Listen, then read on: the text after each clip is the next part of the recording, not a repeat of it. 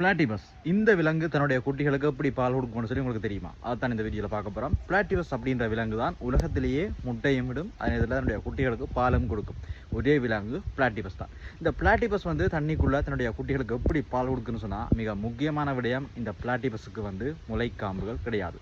உலகத்தில் உள்ள பிற பாலூட்டி விலங்குகள் தங்களுடைய முளைக்காம்புகள் மூலமாக தன்னுடைய குட்டிகளுக்கு பால் கொடுக்கும். ஆனால் இங்கே வந்து பிளாட்டிபஸுக்கு வந்து இந்த முளைக்காம்புகள் கிடையாது. மார்பக சுரப்பி இருக்குது, ஆனால் முளைக்காம்பு கிடையாது.